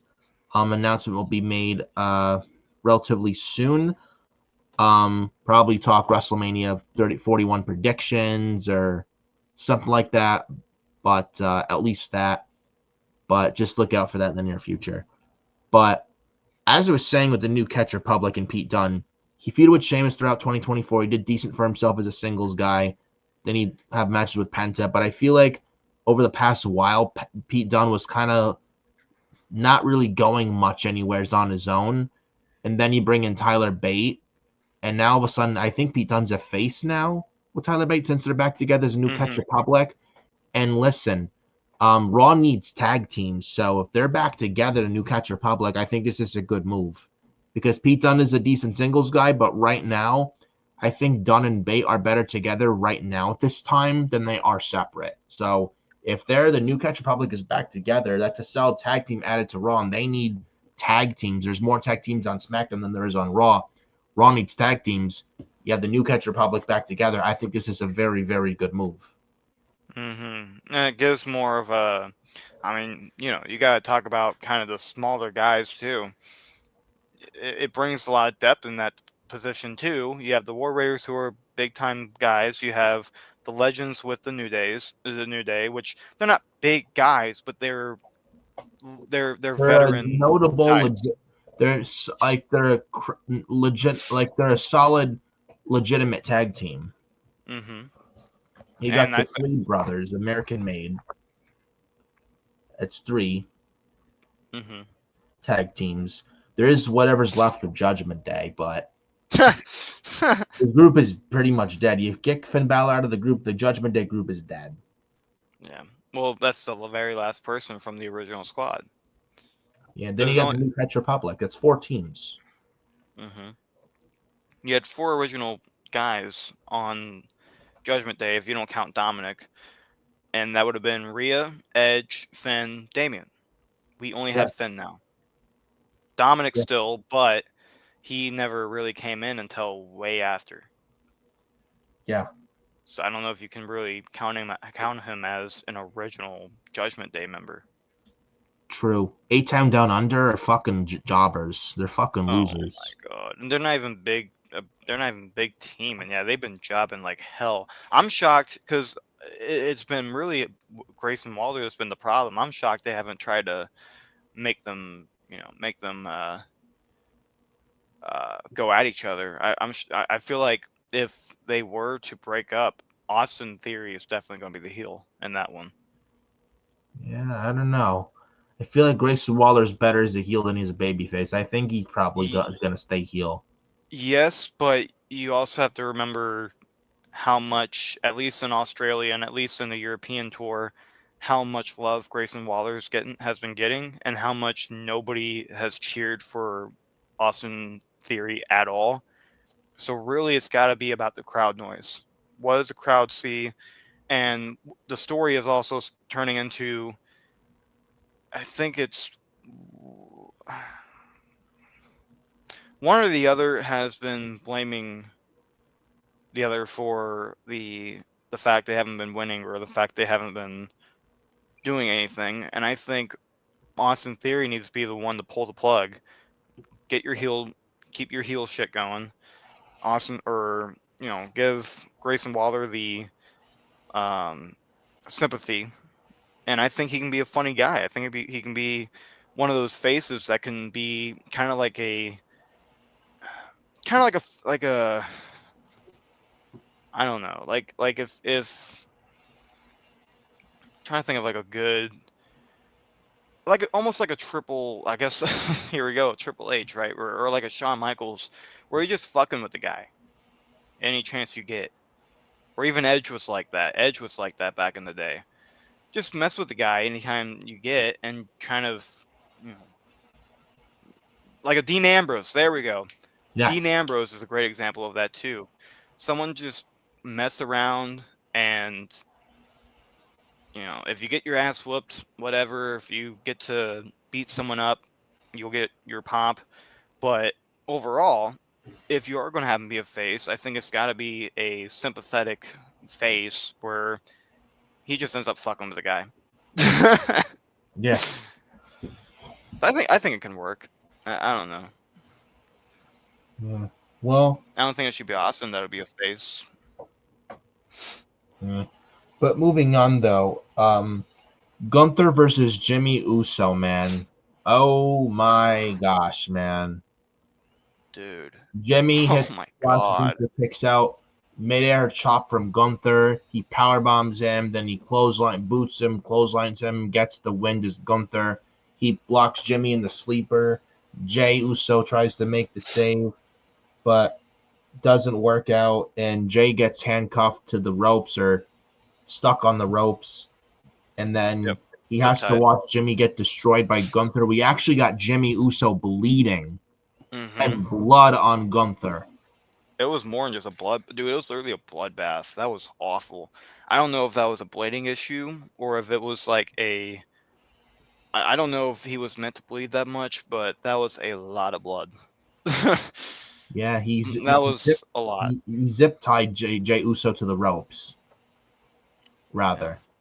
And then Jimmy Uso's bleeding on his face and got color, and blood is on Gunther's hands and arms and chest. It was a beautiful thing to see. And Mm-hmm. this is what, honestly, finally, this is what finally needs to happen. We finally got it. 3 weeks left to go for the WrestleMania build. Like the Jey Uso Gunther build, not been that good, but finally we got something where it's like, what are we doing here with Jey Uso and Gunther? And then we see what happened with earlier Mm-hmm. today with Jimmy Uso and Gunther, and I'm like, finally, yes, this is what we need, and we finally got it here. I loved every minute of this, and Jimmy got destroyed right in front of Jay, and Jay had to sit there and watch Jimmy get absolutely demolished by Gunther, and I loved it. Oh, I did too. Absolutely I loved I it. love that they're finally going that route because I mean you need some kind of antagonizer to where I mean if you're going after family, if you're playing mind games with the family like that, and you're basically taking it Triple H Randy Orton 2009. Yeah, I mean, I know I'm referencing a lot of stuff, but that's what brings me back to it, and it's more destructive, man. That's your twin brother bleeding, man. It's not like you're kissing someone's wife. That is no, you're pulmonizing a twin brother who's been yeah, through everything together. That right there is just wild. yeah. Overall wild. This is what this match needed. Finally, we got it. Now it's personal with Jay and Gunther, and now Jay will get revenge for his brother Jimmy, and now has a reason to beat Gunther for the world title at WrestleMania. Like, we can't just get Gunther beat down Yeet Jay Uso. That doesn't cut it. We needed Mhm. something more, like what we got earlier today, and we got it with 3 weeks Mhm. left to go. And now now they just got to keep this up with this. I don't know how they can get any better. You know what I Mm, would do? I think Jay Uso has a son, right? ooh, Have buddy, have Gunther invade Jay Uso's house. go full 2009 Triple H Randy Orton basically. That, or remember Samoa Joe and AJ Styles in their 2018 SmackDown feud over the WWE title, where it Mhm. was involving Mhm. Wendy, AJ Styles' wife, and Samoa Joe went to AJ Styles' house and he rang the doorbell. And when they were fading to black, the screen, Samoa Joe's like, "Daddy's home." They faded to black. It was great. That was when Samoa Joe was beast, and he was like, "Oh, Wendy," Yeah. and he was putting AJ Styles to sleep in the coquina clutch. He's like, "Wendy, guess what? Daddy's AJ's already gone. Night night." Dude, That that's SmackDown after perfect. SummerSlam in 2018, 2 days after in 2018, that was great, man. That was so good. He's like, That was it's like, we're great. making a lot of promises tonight here, Wendy, with for AJ to come home and tuck the kids in. Well, let me tell you something, Wendy. Guess what? Daddy AJ Styles has already gone night night after he put him to sleep in the coquina clutch. That was great. Perfect, man. Perfect. Perfect. And that's what we need now, man. That's what we need with Gunther, and he has the sleeper hold. So there you go. You know, Yeah, I don't think he should Have literally. Gunther go to Jey Uso's house. Yeah, I think it'll be funny actually if he did put a sleeper on his kid. His kid is basically a part of the wrestling world, anyways. Right now, he's been on the social media posts and he's been at ringside. And screw it, we had Dominic nearly put up, you know, nearly put up in We the had, rafters for the ladder match in '05. Screw it. Put his kid in a sleeper hold. That'd be funny. yeah, he could do that. I mean, I don't know if WWE's gonna do that, but we'll see. But Yeah. I mean, finally we got something. that Jey Uso and Gunther and Jey Uso, they were missing something. They finally got it here earlier today, and I give props to Triple H and the creative to did what they did tonight. I thought they did a very good job with that. Absolutely. And Michael Cole with his reactions, I thought that was a great 5-star segment right there. Honestly. Yeah. Yep. With Jimmy all bleeding all over his forehead, it was a beautiful sight to see. Yeah. With Gunther just like, and Jimmy was out of it, and Gunther just destroyed him. I loved it. I loved it. Absolutely. We No, did absolutely. have the tag team match with Penta and Braun Breaker versus Finn Balor and Dominic Mysterio, like we said. They had Lyra Valkyria backstage, interviewed, saying she said, Bailey is the one who pinned me when I was Intercontinental Champion, the only one who's pinned me when I was Intercontinental Champion. And next week I'm facing her for the Women's Intercontinental title. And they set up the match for next week's Raw in Minneapolis. One of the matches, Lyra Valkyria defends the Women's Intercontinental Championship against Bailey. Now, what happened to the Roxanne and Bailey feud? Number one. Number two, could you see Bailey win the title here, or does Lyra keep it? Lyra will probably keep it. They'll probably keep the other rivalry going for Roxanne. That might actually recreate it if Roxanne interferes. And it honestly might be an NXT thing. Like, I don't know if they're saving it for NXT, but that could be the case. Or do we get Bailey winning here, and we get Roxanne after Bailey wins the title? Roxanne shows up, attacks Bailey from behind. We get Bailey and Roxanne Perez still at WrestleMania, but for the Women's Intercontinental Championship. The women's mid-card titles do need meaning and importance. Lyra Valkyria, I know it's like she's tried, and it's like, I know she's the first ever Women's Intercontinental Champion. Listen, I like Lyra Valkyria, but has she done anything much with the title since winning it? No. And I feel like putting it on Bailey, who's a notable name, a lot of people know who she is. I think maybe putting the title on Bailey might be the right decision, because I like Lyra, but she hasn't done anything with the championship. And you give it to Bailey to have her wrestle Roxanne at WrestleMania for the Women's Intercontinental title, and that would give the Intercontinental title for the women the importance that it needs, because we haven't felt like it, and it should. It should be like the Women's Workhorse title. It should be made as an important big deal. Right now, it's not. The same thing with the Women's U.S. title. I know Chelsea Green's trying with the Karen gimmick, but it's in the Secret Harvest thing. It's not working out over there either. She's wrestling, competing with Zelina Vega for the Women's U.S. title. That doesn't cut it. Like, nobody wants to see that. And Lyra Valkyria is a good wrestler, but hasn't done shit with the title. I would take the title off her and give it to Bailey. As far as Lyra Valkyria, why not, start building her up, maybe give her a nice edge, maybe a little bit of a tweener heel turn, and give her some edge, because I remember she was Aoife Valkyrie in NXT UK. She had a silent type character. She was cool, badass, and she was just edgy. But when she came to NXT in the States in late 2022, when NXT UK became no more, they changed her to Lyra Valkyria. It's not the name change that was bad. The name change, okay, no problem. But to strip her away completely of what made her stand out and be special from NXT UK, they took that all away from her as soon as she came to NXT in the States at the end of 2022, and they kind of pussified her. It just like making her just like a sissy. Hi, I'm happy to be here.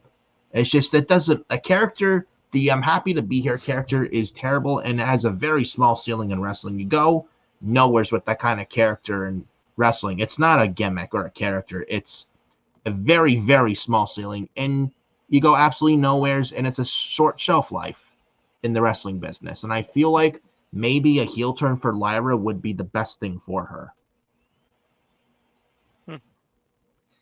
Well said. I think there might be too many heels right now in the women's division, but I mean, when the time's it's right, but I definitely mean, something it right. should be at Yep. least considered. Yeah. Nah, I can agree with that. I know she does the da da da whoa, but I mean, it's like, but I mean, but I mean that like the sissy, I'm happy to be here character that doesn't cut it. I'm sorry. It's like, oh, I can't wait to defend this title next week. It's like, it's no, it doesn't do anything for me. So Yeah. I can't be the only one who Yeah. feels that way. So I like how giving many times giving she's the title to defending it, Bailey is the but right move. I'll give this to her. I think the amount of times she's defended the title is definitely rewarding. But I mean, yeah, if fans are looking into a change in that, then I mean, You I want, like her as champion, but I definitely think there should be a change along the way. yeah. I mean, has she? I mean, is it? I mean, Chelsea's is worse. Is it better than Chelsea's? Yes, but has Lyra done anything with it? No. And we're not going to get Becky Lynch back till after WrestleMania. So Yeah. maybe you have Becky and Lyra feud after Mania with no title involved, and you have Becky come back, and then you turn Lyra heel, feud her with Becky. Hmm. You could do Yeah. that. Yeah. They have history from NXT as well. When Becky Lynch was NXT Women's Champion in late 2023, there's a history there. Hmm. So why That's not? true. There you Just go. and Bailey is a notable name. A lot of people know who Bailey is. You want to bring importance, prestige to the Intercontinental Women's title.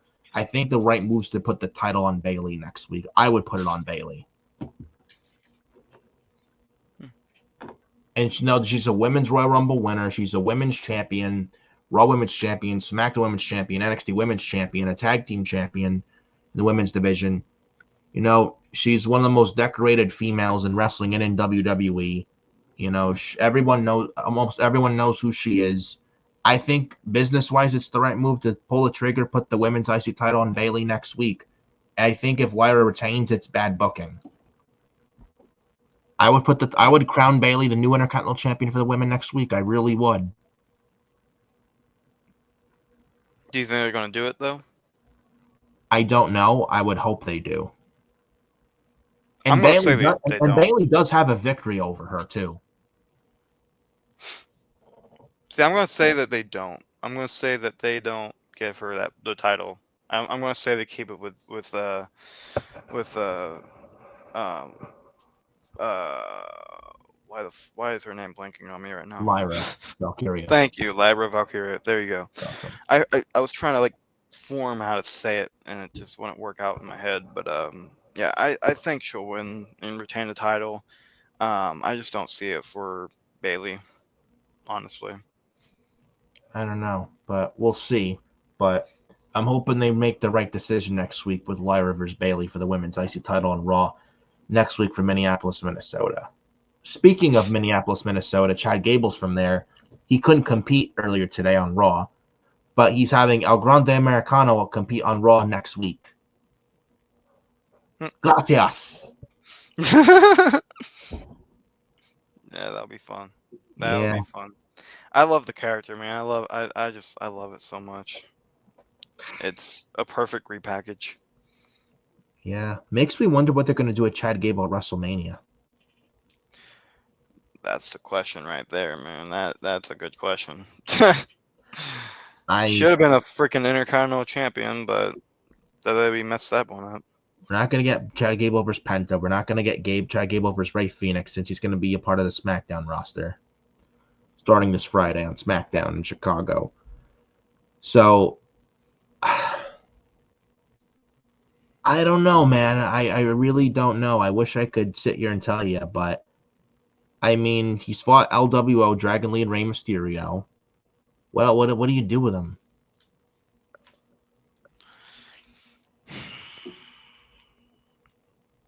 See, that's hard to say. It really is. That's hard to say. Maybe I was gonna say El Grande Americano versus Chad Gable, but they're the same guy. I wonder if he would maybe turn face, and if Finn Balor is the Intercontinental Champion outside of, like, right after WrestleMania, do that program. That would be good. Or if Finn's the face, keep Chad heel. Maybe. There you go. Probably. I want to say, gosh, I have no fucking idea.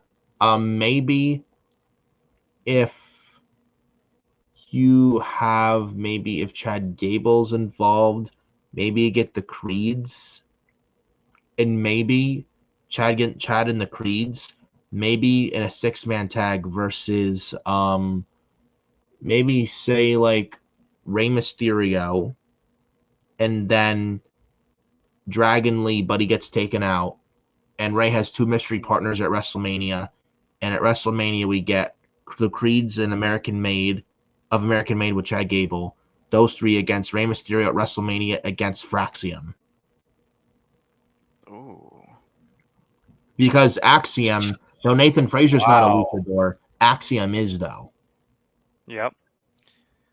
That would be a great main roster call-up, especially at WrestleMania during your debut. They just worked the Hardys, so they have a lot of credibility. Yep. And they should realistically be called up after WrestleMania anyway. They should have been on the main roster months ago. They're that good. They really are. Best tag team since Paul London and Brian Kendrick. Don't even at me. Ooh, that's a great comparison. That's a great comparison. They're just that damn good, dude. Like they've been champions for months. They work so well together. And they've had great, like you said, really good match with the Hardys at Roadblock and Madison Square Garden. Really good match with the Hardys. They've had good matches with No Quarter Catch Crew, Octavian Heights and Miles Bourne. They've wrestled the D'Angelo family. They've wrestled Chase U. And they're killing it in NXT, and they should be on the main roster realistically right now. They've been ready. And it's like out of the men, the men's NXT division needs all the help they can get. But if there's any men that should be called up from NXT, the only 2 that should be called up from NXT, as far as the men go from NXT goes, it's Fraxium, Nathan Frazier, and Axiom. Mm-hmm. Yeah. Those 2 Fraxium I would absolutely call up around WrestleMania or after WrestleMania, or maybe they're in the draft. The draft for sure. Yeah, draft for sure. Like even if they do like a Bailey scenario, I know. Oh, what the heck! I know that when Bailey got called up, it was a pay-per-view match. She was still at NXT for a little bit longer, and then she finally got drafted to Raw, or I think it was Raw, and and then the rest is history. But that's great. It's a great opportunity for everybody in that scenario, man. Because even Rey Mysterio gets to mentor more people, and he's a great mentor. He gets another WrestleMania moment. American Alpha, American Made, they get their WrestleMania, experience with Chad Gable, and that'll be a really fun one right there. Let's get to the main event and then hop off because we have been on for a long time. But Logan Paul, AJ Styles. This was a fun main event, though. That was a good promo. I'll give them that. That was a good promo. And they announced that for WrestleMania too. Yep. AJ versus Logan Paul. That should be good. Yeah. That should be good. It'll be good, but I still hate Logan Paul. Yeah, but anyways, the main event. Mm-hmm. This was Io Sky, Rhea Ripley for the Women's World Title. Bianca Belair as a special guest referee. This was some really good stuff, bro. Really good stuff. We had Bianca knocked out of the ring not once but twice from Rhea, then from Io. Bianca calls for the bell for a double disqualification. Then Rhea lays out both Bianca, then Io with 2 riptides. The second, a riptide on Bianca, then another on Io. then a second Riptide on Bianca from off the second rope. Yeah. The Perfect. triple threat is coming at That's very WrestleMania nice. with Io, Rhea, and Bianca for the women's world title. That's happening. Yeah. After what happened with Rhea and taking them out like that, yeah, there's no way you can deny it now. It'll be a triple threat. They're just still milking it, and they're doing a fantastic job milking it. Io's done, and for But the yeah, short I time mean, Io going Sky's through been that women's, match, and for the short time that Io Sky's been a women's world champion lately on Raw, she's done a good job. yeah, no, I agree. I know her women's I title think that was reign a long late. time coming. She was women's champion late 2023. That was not really a good reign. No, it was just her holding the title. Yeah, I mean, she was in damage It was control. really just her holding the title. And that was in 2023. Also, Vince was in charge, and by the time Triple H took over in beginning of 24, right at the end of 23 and right beginning of the year 2024, that was almost towards the end of Io's title reign because Bayley won the Rumble and took the women's title off Io last year at WrestleMania. Mm-hmm. But I feel like Io as women's world champion the past couple weeks has been much better than her women's title reign from 2023. Much better. Yeah, no doubt. And No, Rhea is no doubt getting added to this match. There's no questions asked on that. Rhea's getting added after that attack she did. Yeah. Yeah. She'll go to Adam Pearce. She'll probably unleash hell next week. She'll probably have a women's match next week on Raw, and Rhea will probably interfere and make the match not even happen, and Rhea will just destroy everyone in her path until she gets what she wants from Adam Pearce. I could see that happening on Raw next week. Yeah. I think they announced Maxine Dupree wanting to, I think, tag with Natalya. Like, please, no thank you. No. Have Rhea destroy them next week on Raw. Natalya? Jesus Christ. I didn't think she was back in wrestling. I forgot she was even employed. I didn't know she was. Being blunt right here, I mean, shit. Oh my gosh. I don't know, man. It was cute in 2017, 2016 for Natalya, but like now it's just like, what are you doing? Right? But Rhea, Bianca, Io. I thought all three ladies did really well today. Bianca's been acting very heelish lately. I will say she goes heel not long after WrestleMania, and I think she feuds with Rhea Ripley after WrestleMania. Io, I think, should retain that WrestleMania. There's no reason to take the title off Io. I agree with that. I don't think it's going to be Bianca, though, turning heel. I think it's going to be Rhea. She's already showing heel tendencies really bad. She's showing tweener tendencies, but I think it's going to turn into a full-blown heel, pretty much. I don't know, but maybe that happens, but we'll see. But I think with Bianca, she's the one that goes heel, and the reason why. I mean, she was a cool heel on NXT. It was when Bianca Belair was in NXT. She comes to the main roster 5 years ago during the pandemic, and Vince turned her face. She's done well as a face, as a top female for like PR and the Make-A-Wish Foundation with the kids there. But I feel like she would kill it on the main roster as a heel. And also, if Cena can turn heel, so can Bianca.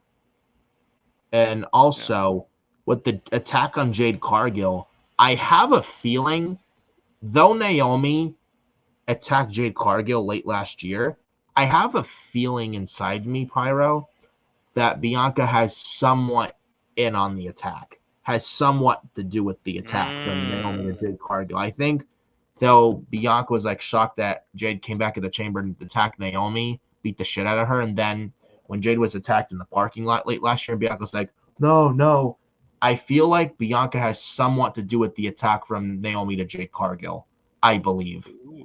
And I feel like Bianca and Rhea will feud coming out of Mania, but Bianca in the feud will be the heel. And I feel like eventually Bianca and Naomi go back together, but as heels. You bring up Lash Legend and Jakar Jackson from NXT to the main roster, put them on SmackDown, Lash and Jakara, the Meta Girls, You put them on SmackDown with Naomi and Bianca Belair, have them be a big heel female trio on SmackDown, and they have a draft this year. They move Rhea to SmackDown to feud with Bianca and Naomi and company on SmackDown going into the summer. While Io retains the women's world title at WrestleMania. That's what I would do. And I have a feeling they may go that route. That would be fun.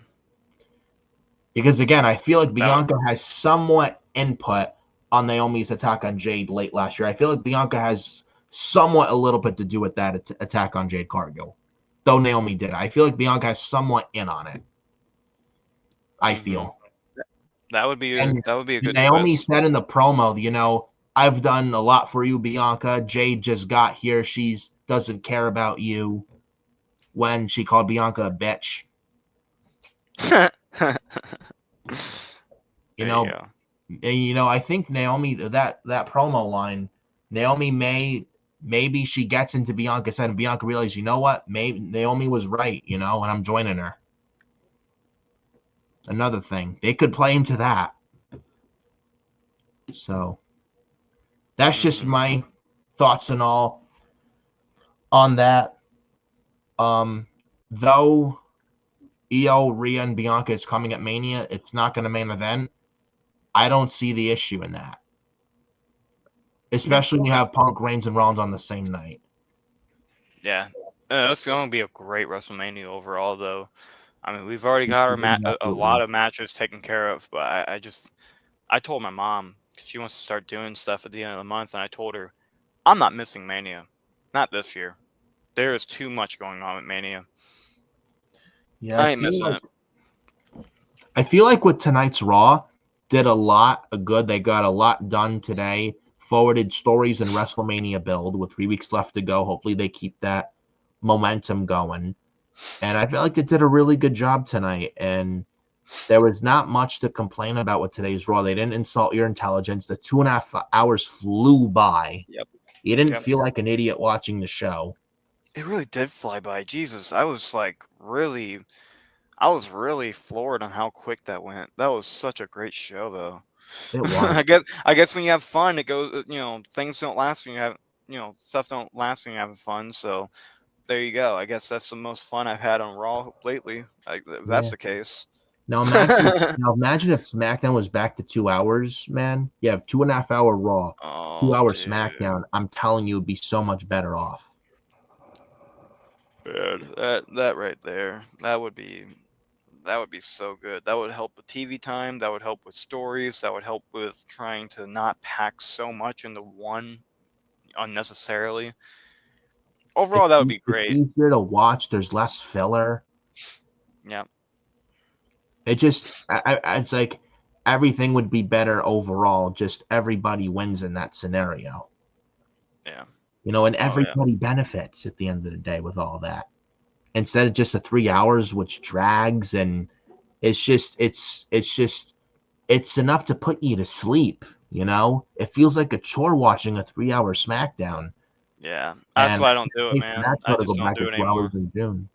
I don't blame you because the show sucks right now. It's ever since the move to 3 hours, the quality has dipped and dipped. The 3 hour format for SmackDown just doesn't work. And I can't wait for them to go back to 2 hours come June. I wish they go back to 2 hours now because that's how bad the show is. Yeah. But I mean, the sooner June this year comes for SmackDown, the better. Yeah, there you go. All right, ladies and gentlemen, Nick, if you're okay with it, I think we're going to go ahead and start with our outros. By the way, I wanted to share something I'm making. The Elimination Chamber is starting to get a little more up there. My entrance did fall, but I will fix that. But the Elimination Chamber part is there, and I added a white kind of skirt, custom skirt. Or, well, not skirt, but like, sheet thing. But that's custom, and that's going to be for EHW for now on, hopefully. So if you guys are fans of stop motion or action figure content, definitely check out Phyro Productions. Check out, let's see if I can get it right this time, Furious Nation, correct? Yes, Furious Nation. There we go. And I believe you're the one that is a part of Hot Takes and Headlocks, correct? No, that's Xavier and Joe. Oh, okay. I need to do my homework.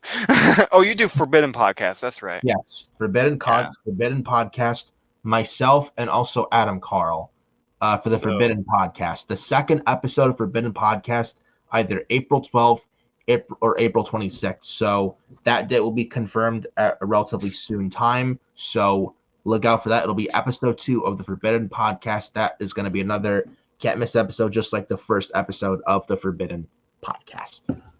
I believe that. Let's go ahead and do our video packages. We have a few, starting with Phenomenal Breakdown. Then we'll Yes. go into Queens of the Ring, and then Hot Takes and Headlocks will be the final, and then we will do our outro. And see you guys next Monday at that point. So let's start off with Phenomenal Breakdown. Welcome to the Phenomenal Breakdown Show.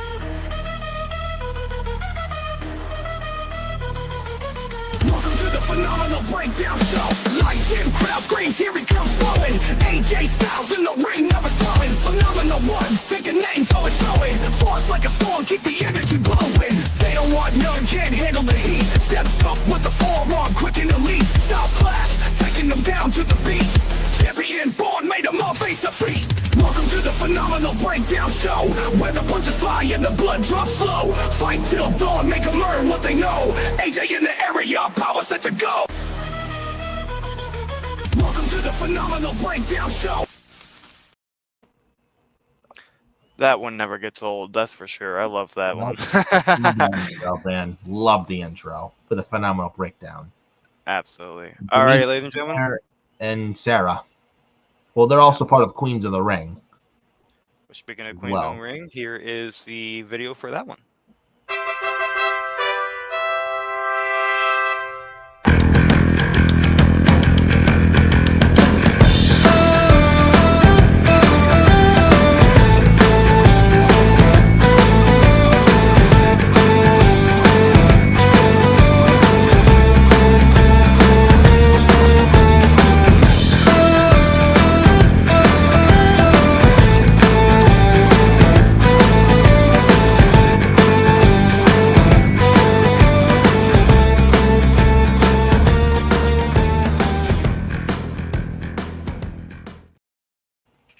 What a great show. I have tuned in a couple of times when I was able, and those ladies are very talented individuals. And I love the idea where it's like everybody has a different favorite and they just talk about it. That is a fun moment right there. And then now, ladies and gentlemen, we will show you the video for Hot Takes and Headlocks.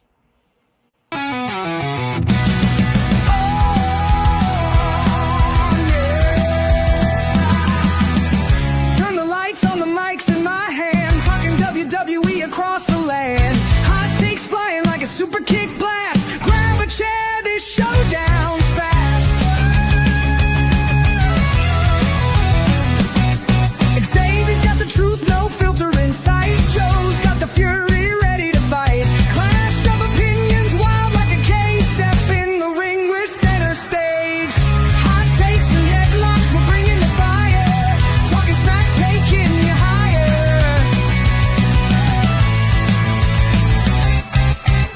Suplex the doubt, tap out the noise. Xavier, Joe, and me bring the voice.